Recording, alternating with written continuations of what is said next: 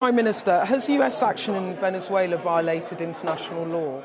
Well, the most important thing in Venezuela is a transition to democracy, a peaceful transition. Now, that was our position before the weekend. It remains our position. And in relation to the illegitimate president of Venezuela, there aren't going to be many tears shed. I do think the framework, the anchor has to be international law, right, as you'd expect me to say. The situation is complicated. Right, so picture this. It's 2026. You're the Prime Minister of the United Kingdom. You've just survived approximately 5 political resets, or is it 6? Honestly, who's counting anymore? And you're desperately trying to get back on message. You've got your carefully planned media strategy, your talking points are prepped, and then bam! Donald Trump decides to start a geopolitical game of Monopoly with Greenland. Brilliant. Absolutely brilliant. Welcome to the chaotic world of Sir Keir Starmer, where even the best-laid plans go to die the moment American politics enters the chat. Before we dive into this absolute mess, smash that subscribe button and hit the notification bell, because British politics in 2026 is serving up drama faster than you can say special relationship. And trust me, you don't want to miss what's coming next. So here's the situation.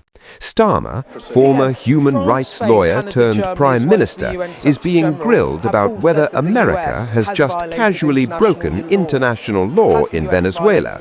Not exactly the Monday morning he had penciled in his diary, is it?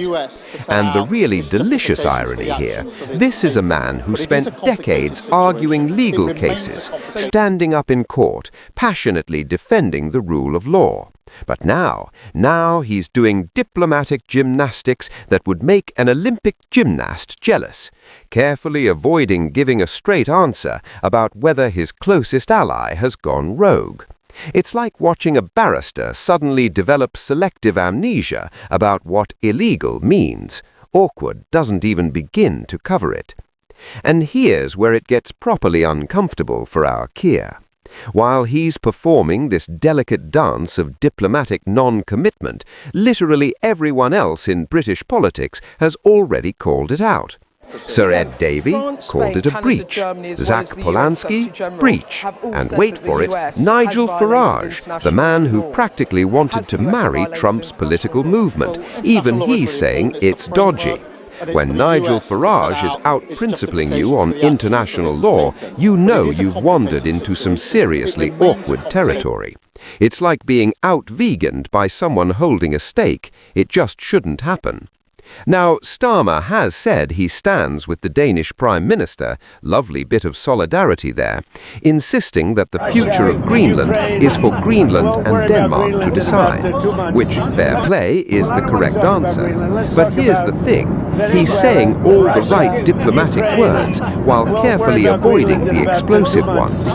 He won't say illegal, he won't say wrong. He's basically giving us the political equivalent of I'm not angry, I'm just disappointed energy. Except he won't even commit to the disappointment bit. It's masterful fence-sitting, really. You've got to admire the technique, even if you're tearing your hair out at the lack of substance. So, why the reluctance? 2 words, special relationship.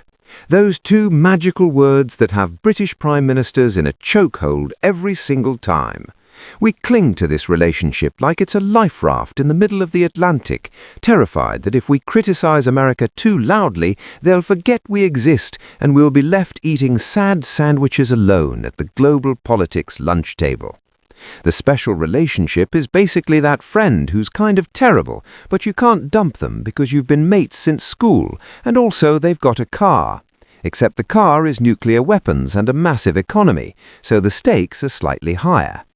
And speaking of stakes, European leaders are gathering in Paris for a Coalition of the Willing meeting tomorrow. Originally meant to focus on the Russia-Ukraine war, they are now going to have to squeeze in a cheeky little chat about whether NATO's biggest player has just threatened to annex a NATO member's territory. Nothing says strong alliance quite like one member eyeing up another member's land like it's prime real estate on a monopoly board. The agenda just got a whole lot spicier, and you can bet there'll be some deeply uncomfortable coffee breaks happening in those corridors. Number 10 has helpfully informed us that Starmer and Trump haven't spoken yet. Translation: the UK government is buying time, waiting to establish the facts before committing to any position that might upset Washington. It's the political equivalent of leaving someone on read while you frantically figure out what to say. Except in this case, the whole world is watching you type, type again, delete again, and everyone knows you're stalling. But here's what makes this whole situation absolutely fascinating. Starmer is trapped between his legal brain and his political reality. The lawyer in him knows what international law looks like when it's being trampled. The Prime Minister in him knows that Britain's post-Brexit position means we need American trade deals, American security cooperation, and American approval more than ever. It's the ultimate professional conflict of interest, and he's living it in real time on the global stage. The truth is, this reluctance reveals something quite fundamental about modern British foreign policy. We're no longer a superpower. We're no longer an empire. We're a mid-sized island nation desperately trying to punch above our weight while maintaining relationships with partners who don't always play by the rules we'd like them to follow. Criticizing Trump might feel good, it might be legally correct, it might win points at dinner parties in North London, but it comes with consequences that could genuinely hurt British interests, and that's the brutal calculus Starmer is running in his head every single day. So will Starmer ever directly criticize Trump on this? Probably not unless absolutely forced to. Will he continue this carefully choreographed dance of diplomatic ambiguity? Absolutely. Will it satisfy anyone? Not even slightly.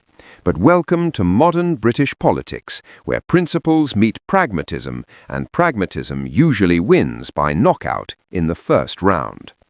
Thanks for watching. Until next time, keep questioning why our leaders say what they say, or more importantly, why